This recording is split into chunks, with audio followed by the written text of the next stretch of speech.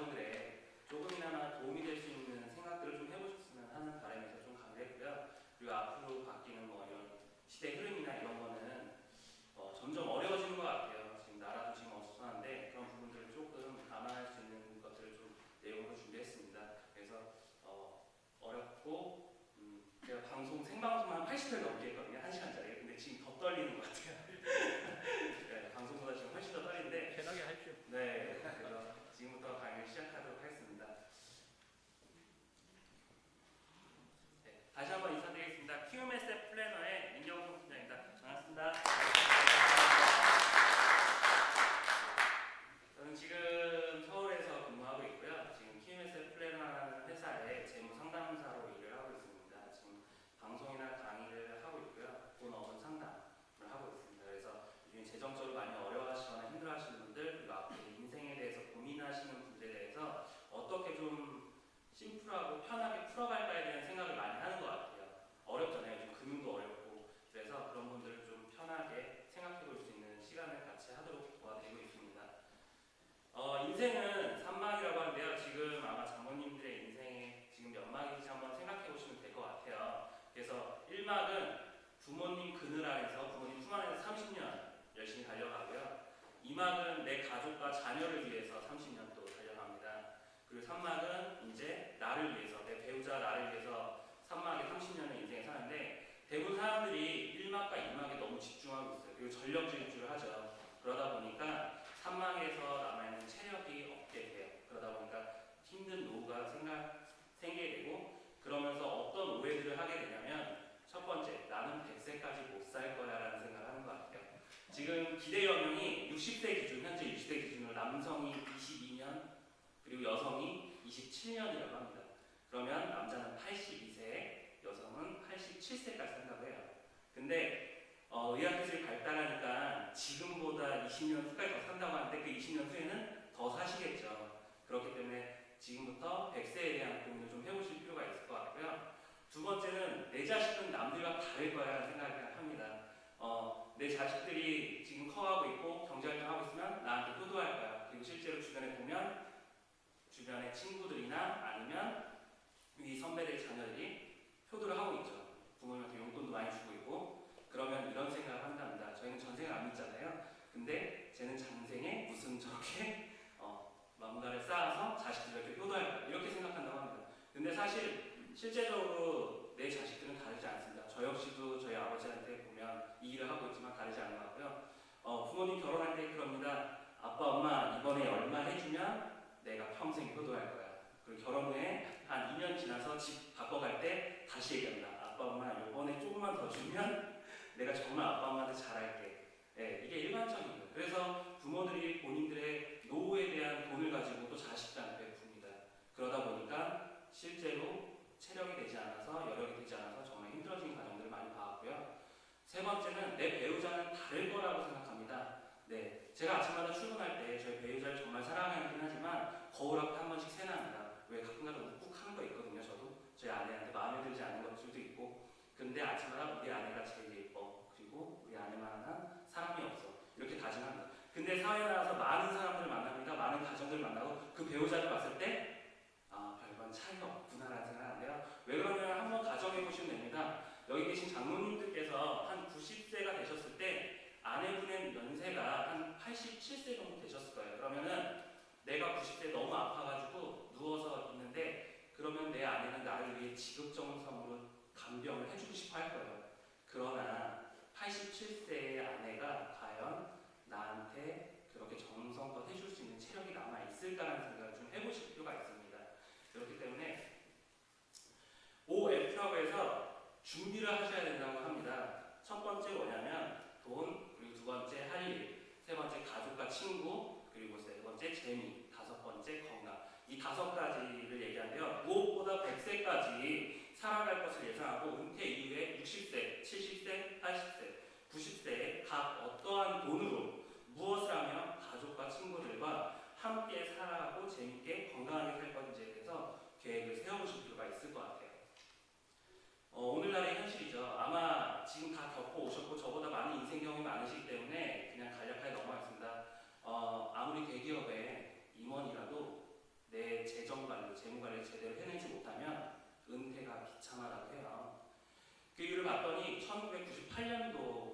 지금 2015년도를 좀 비교해보면 1998년도에는 고성장, 고임금, 그리고 고임금, 고금리였단 말이에요. 그래서 금리가 한 18% 정도 됐었어요. 그래서 저축만 잘해도 돈이 불어난 시대에 있었습니다. 실제로 2008년도에 돈이 2배가 되는 시기는요. 밑에 보이는 대로 한 4.8년 정도 걸려요.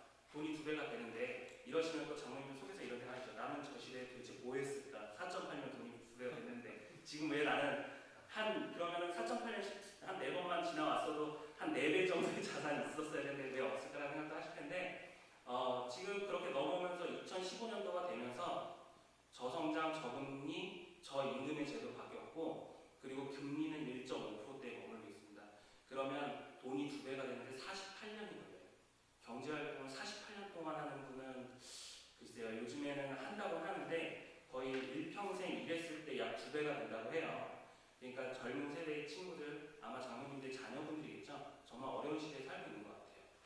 그리고 물가 상승률 보시면 어마어마하게 올랐죠. 지금 보시면은 담배값은 뭐 세금 때문에 올랐는데 450배 올랐고요. 짜장면 값은 한 50배 올랐어요. 지금 5,000원도 사실 제가 봤을 때는 서울에서 싼 것 같아요. 기본적으로 짜장면에 뭐 하나 앞에 두 글자만 붙으면 뭐 간짜장, 뭐 해물짜 이 붙으면 8,000원 거의 10,000원 이렇거든요. 근데 5,000원이면 진짜 일반 짜장 보통 가격인 것 같아요. 그만큼 물가가 많이 올라왔고요. 인구의 변화도 사실 큰 문제가 있어요. 지하철 보이시죠? 지금 노인석에 오히려 요약자석에 아이들보다 노약자석에 어른들이 더 많아요. 그러다 보니까 문제가 뭐가 생기면 경제활동하는 인구가 부양에 대한 인구가 점점 많아지고 있어요. 사실 대한민국은 지금 초고령화 사회, 제가 이 일을 시작하기 10년 전만 했어도 그냥 고령화 사회 이런 얘기를 했었거든요. 근데 지금 앞에 초자가 붙죠. 초고령화 사회라고 합니다. 인생의 라이프 사이클이 바뀐 게 아무래도 제일 큰 영향인 것 같아요. 예전에는 아무나 대학에 가진 않았던 것 같아요. 집에 돈이 있거나 아니면 아이가 정말 똑똑하거나. 근데 지금은 빚져서 누구나 다 갈 수 있고요. 대학의 계열이 많아졌어요. 그러다 보니까 당연히 대학을 다 하다 보니까 결혼이나 취업이 늦어질 수밖에 없고요. 아이의 출산도 정말 늦어집니다. 근데 반대로 퇴직은 빨라졌어요. 요즘에 평생 직장이라고 하는 젊은 친구들한테 물어보면 상담하다가 제가 묻는 게 이직이거든요. 다들 이직을 생각하고 있어요. 왜? 회의, 자기 급여를 올리기 위해서 어떤 자기 개발을 위해서 다 이직을 생각하다 보니까 퇴직에 대한 부분도 당연히 빨라질 수밖에 없는 것 같아요. 근데 기대 영역은 반대로 늘어나고 있어요. 이런 부분이 제일 문제죠. 아무래도 그러면 내가 경제활동하는 시기는 줄었는데 내가 은퇴 이후에 수명이 길어지다 보니까 써야 될 돈은 점점 많아지는 것 같아요. 이런 부분들이 아무래도 재무상담 한 10년 전만 해도 재테크라는 열풍이 일었었는데 이제는 그냥 단순히 돈을 굴리는 기술이 아니라 나의 삶의 접목을 해서 어떻게 나랑 맞춰서 갈 것인가 하는 재무설계나 재무상담이 아무래도 더 이슈가 되고 커지는 것 같습니다. 그래서 가정의 재정관리를 꼭 하십시오. 계획을 먼저 하라고 말씀을 드리는데 어떻게 계획하시냐. 라이프 사이클에 대해서 계획하지 않는 삶. 보시면 결혼할 때 지금 빚을 안 지고 결혼을 하는데 전세값이나 주택마련 때문에 빚을 지기 시작해요. 그리고 차 사고, 그리고 또 뭐하죠? 자녀 여행 다녀오고 가구 교체하고 자녀 입학, 그리고 학자금 대출, 자녀 결혼자금 대출, 충동적인 소비, 그리고 관리 없는 행동들, 계획적이지 못한 것들 때문에 사실은 이런 것들이 문제가 되는데 제가 여기 오기 전에도 제가 오늘 서울에서 내려온 건 아니고 이틀 전에 내려와서 이쪽 대전 쪽에 제 기존에 상담하던 분들하고 상담하는데 한 신혼부부 얘기를 하더라고요. 남편이 200을 벌어오는데 해외여행도 1년에 2-3번 가고 그리고 뭔가를 많이 쓴대요. 근데 아무리 계산을 해도 해외여행 갈 정도의 급여는 아닌데 1년에 2번씩 그래서 뭘로 그렇게 하냐 했더니 카드로 돌려막기 하고 있는 거예요. 리볼링이나 왜 그러냐면 그 문제들이 뭐냐면 자녀분들 제가 대학교 얼마 전에 신입 강의 가서 강의하고 왔는데 자녀들의 한 달 용돈이 얼마냐면 통상 40만 원에서 60만 원 정도 돼요. 대학생들. 근데 대학생들의 급여 그 용돈이 40만 원에서 60만 원인데 그게 2주면 바닥이 난다고 해요. 평균적으로. 근데 거기에 월세 그러니까 자취하는 친구들이죠. 이제 부모와 떨어져 자취하는 그럼 한 달에 100만 원 정도 넘게 들어간다고 해요. 이 친구들이 뭐가 문제냐면 부모님 세대는 너무 힘들게 열심히 살아왔어요. 그래서 내가 밑에서 시작해서 위로 점점 올라왔거든요. 자녀한테 물려주고 싶지 않아서 내 자녀들에게 똑같이 베풀어줘요. 근데 이 친구들이 대학을 가고 졸업해서 취업을 하면 자기가 부모님들이 힘들어서 올라와서 너에게 편하게 대해줬던 것을 그대로 갖고 가요. 자기가 본인이 신입사원이 밑에 와 있는지 모르죠. 근데 생각해보시면 알 거예요. 장모님께서 신혼부부 때 뭐 전기세, 가스비, 난방비, 주거비, 관리비 이런 거 빼고 나면 내 용돈 한 10만 원이면 우리 가족에 그래도 간간히 저축할 수 있는 여력이 나왔었는데 지금은 그렇게 해가지고는 사실 젊은 친구들이 할 수 있는 것들이 없거든요. 그러다 보니까 소비에 먼저 맞춰주고 이런 문화들이 발달하다 보니까 그래서 재무 계획 없이는 사실은 요즘 젊은 친구들이 정말 힘든 세상이라고 말씀을 드려요. 그래서 혹시나 자녀분들의 재정 교육에 대한 부분을 할 때 그런 부분을 자녀들한테 반드시 알려주셔야 돼요. 제가 신혼부부 상담할 때 가장 몰라요. 아이가 태어나면서 외벌이가 됐고 둘이 벌어서 둘이 쓰다 하나가 벌어서 셋이 쓰는 구조에 대해서 한 번도 이해하지 않고 생각해보지 않아요. 그래서 그런 문제들 때문에 결국에는 어려워지는 상황들이 오는 거죠. 그래서 백만장자를 꿈꾸지만 실제로는 빚만장자가 됩니다. 네. 지금 가계대출 최고라고 하죠. 제가 봤을 때 미국 금리가 올라가면 한국 금리도 올라가야 될 거고요. 그렇게 됐을 때 우리나라의 가정 부채에 대한 그 압박은 정말 숨통을 조여올 것 같아요. 아마 장모님들께서도 한 번 정도는 경험해 보셨을 거예요. 부동산 서울에 일사지구에 한 6억을 주고 샀는데 2000년도 중반이 넘어서 그 부동산 가격이 한 4억대까지 떨어졌어요. 근데 그 집에 들어와 계신 분이 그 집을 살 때 딱 2억을 빚졌단 말이에요. 그러면은 6억짜리 집에 2억을 빚졌는데 집이 4억이 되버리니까 순자산이 2억이 깎이는 현상들이 생겨요. 그러니까 빚을 질 때도 적당한 수준의 빚을 져야 되는데 너무 안무해서 많은 그 가정경제를 확인하지 않고 빚을 지게 되면 상황이 힘들어지는 상황이 많이 올 수밖에 없어요. 근데 제가 요즘에 만나는 친구들 보면 한 장은 기분이라고 한 장. 결혼하는 친구들 보면 그게 이제 부모님의 잘못은 아니거든요. 사실 부모님도 평생 열심히 살았는데 빚지는 게 당연할 수도 있지만 사실 저는 그렇게 말해주고 싶어요. 6천만 원이면 6천만 원 결혼할 때 집을 구할 수 있는 자금이 6천만 원이면 2억짜리 집에 살 수 있거든요. 지금 대한민국 경제 대출 한도 시스템을 보면. 근데 그렇게 해서 2억을 갚는 것보다 차라리 대출을 줄여서 한 1억짜리 집에 들어가고 1억에 대한 거를 저축하는 게 훨씬 더 삶의 질이 높아진다고 말씀드리고 싶어요. 그래서 가정경제 라이프 스타일 가정경제 계획하라고 말씀을 드리는데 수익과 지출이 상황에 따라 달라져요. 그래서 수익 곡선이고요. 지출 곡선입니다. 그래서 인생에서 내 수익과 지출, 그래서 수익이 지출보다 많은 시점은 한 번밖에 없어요. 한 번밖에. 그래서 성경에서 요셉이 국무총리를 하잖아요. 총리를 하잖아요. 그때 7년의 풍년과 7년의 흉년이 있었어요. 미리 준비했죠. 우리 삶에서도 그런 부분들이 필요하고요. 하나님한테 기도하죠. 저도 잘 살게 해달라. 물질적으로 부자가 되게 해달라. 하지만 준비하지 않고 계획하지 않은 사람한테 주지 않는다는 거죠. 그렇기 때문에 그 부분에 대해서 정확히 생각을 하시고 그 부분을 준비하셔야 됩니다. 그래서 재무계획 과연 어떻게 세우는 게 맞냐 고민들 많이 하시죠. 인생의 계획 과연 그러면 어떻게 맞냐. 계획을 세워보시면 됩니다. 지금부터 장모님들은 은퇴하시는 시점에 자녀분들이 결혼하신 분도 계실 거고 안 하신 분도 계실 거고 그리고 부동산이 있으신 분도 있으실 거고 없으신 분도 있으실 거고 그래서 기간별로 따져보시면 되세요.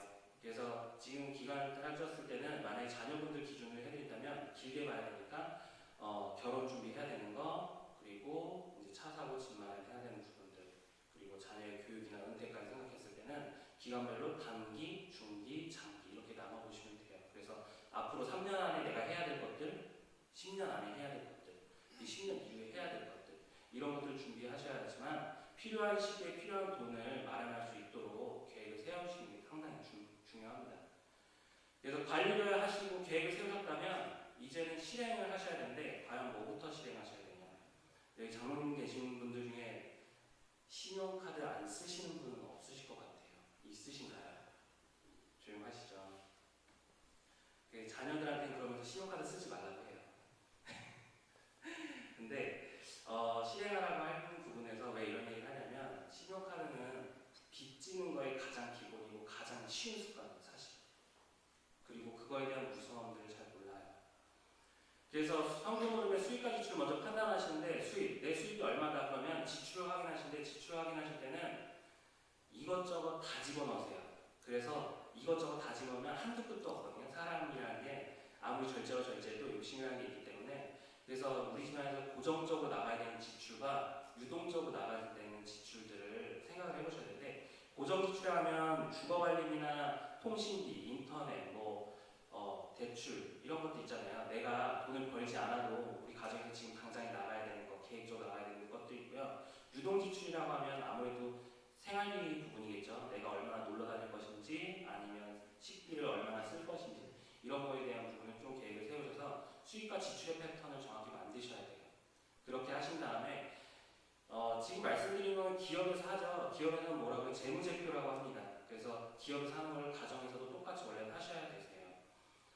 그래서 통장을 나누셔야 합니다. 월급 통장에서 지금 지출 다 하고 계신 분들 계실 텐데요. 그렇게 하면은 내 통장에서 뭐가 나가는지 뭐가 들어오는지 정말 몰라요. 그리고 아마 여기 대부분 남성분들이시기 때문에 여자분들 집에 살림하시다 보면 새해마다 새 다짐과 마음으로 항상 사는 게 있죠. 가계부. 네, 제가 봤을 때는 1월달 쓰고 2월달부터 흰종이에요. 그것만 한 집에 10대건 쌓이고 하는 것 같은데 가계부를 쓰는 거는 저는 좋다 나쁘다를 표현하진 않지만 제 고객들한테는 쓰지 말라고 해요. 과거를 회상하며 만족하며 내가 흐뭇해하는 경우는 자녀 사진 볼 때 빼고는 없는 것 같아요. 과거에 대한 회상할 때. 그렇기 때문에 가계부는 과거를 보고 그걸 보고 후회하면서 다시 고쳐야지 하지만 사실은 내 구조나 시스템이 바뀌지 않았기 때문에 똑같이 후회하고 걱정하게 됩니다. 그래서 통장을 나눌 때 어떻게 나누냐? 선 저축을 하시면 됩니다. 아까 예산을 세웠고 그거에 대한 계획을 세웠다면 거기에 대한 잉여장을 먼저 저축을 하시면 되세요. 저축하시는데 저축도 해야 되고 투자도 해야 되고 장기적으로 노후 준비도 해야 됩니다. 그 다음에 해야 될 게 이제 생활비 통장에 돈을 넣으시면 되죠. 그래서 제가 저기다가 빨간색으로 체크카드라고 해놨죠. 신용카드는 부채 시작이기 때문에 체크카드를 많이 활용하시는 게 사실 좋을 것 같아요. 근데 이런 말씀 하시죠. 특히나 여성분들 지갑에 이렇게 빵빵한데요. 신용카드부터 포인트카드가 수십 장씩 들어가 있어요. 아마 보셨을 거예요. 따님분들이나 아니면 배우자예요. 제가 그러면 그렇게 상담할 때 뭐라고 얘기하면 그 포인트나 그 카드의 사용 내역으로 부자가 되실 수 있으면 제가 그 카드에 대한 거를 마음껏 쓰시라고 말씀드린다고 얘기해요. 하지만 신용카드를 쓰게 되면 내가 얼마를 쓰는지 정확히 파악이 안 되기 때문에 그 포인트가 쌓이기 전에 한 달에 생활비가 통상 2, 30만 원 높아지는 게 기본이에요. 차라리 그 2, 30만 원 아끼는 게 그 포인트보다 훨씬 더 많은 혜택들을 누릴 수가 있습니다. 그래서 저는 주유비 넣을 때도 신용카드 안 쓰거든요. 그냥 체크카드 써요. 대신 주유소에서 주는 그 포인트 카드인가? 그걸 같이 사용하고 있거든요. 그런 다음에 이런 계획들 1년 세운 다음에 하나 놓치지 않아야 되는 게 만약에 대비하시는 거예요. 만약에. 그러니까 월 가게에 살림하시는 주부들은 항상 생활비가 똑같으면 하는 바람들이 있는데 갑자기 경조사가 생기거나 명절 또는 자동차 보험료 이런 것 때문에 생활비가 일자로 못 가고 이렇게 들쭉날쭉하게 되면 그때 이제 카드에 할부를 쓰기 시작하죠. 그래서 그 들쭉날쭉하는 부분들을 만약에 대비해서 뭐를 만드냐면 예비자금이라는 또 비상금통장을 만드시는 게 꼭 좋아요. 그래서 1년에 예산을 한번 세워보시는 게 좋습니다. 그래서 명절날 부모님들한테 얼마를 드릴지 혹시 그러면 나는 얼마를 써야 될지 그래서 1년에 예산을 만든 다음에 그걸 12분의 1로 나눠서 저축할 수 있는 여력에서 빼가지고 일부러 매달 거기다 넣는 거예요. 그렇게 하시면 그 돈을 가지고 그 써야 될 시기가 왔을 때 그냥 일정 부분 꺼냈으면 생활비가 항상 똑같이 갈 수 있는 구조가 됩니다. 가정에서. 그런 다음에 비정기출을 그렇게 하고 1년이 지나 다 썼을 때 남는 돈을 다시 저축을 해주시면 됩니다. 지출통제, 종잣돈, 수입을 늘리는 것보다요. 지출통제를 통제했을 때 훨씬 더 많은 저축할 수가 있어요. 사실 그 산 지인들이 지금 다 앞에 앉아 계시죠. 저희 세대가 아니라 아마 장모님 세대이신 것 같아요. 근면 성실, 기본은 받쳐졌었잖아요. 그렇기 때문에 이런 부분들이 되지 않으면 사실 지금은 힘든 시기고요. 그렇기 때문에 저축하고 다시 투자하고 다시 저축하고 반복하셔야 되는데 저축과 투자의 개념에서 아마 대부분 분들이 저축을 더 많이 하시죠. 업무보장에 대한 생각이나 이런 고민들 때문에. 그렇기 때문에 그런 부분에 한쪽에 편협함을 갖지 마시고 저축 투자를 반복해서 하시는 게 좋습니다. 그래서 금융상품을 제가 꼭 알려드리는데요. 금융사가 우리나라에 몇 군데가 있죠? 몇 군데 있어요?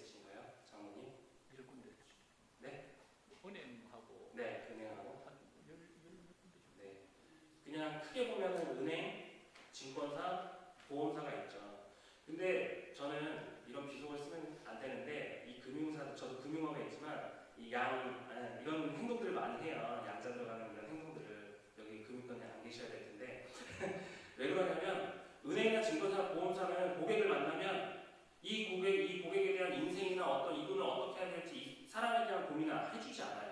단지 만나서 이 사람이 우리 기업에다가 돈을 얼마나 유치할 건지라는 생각만 하죠.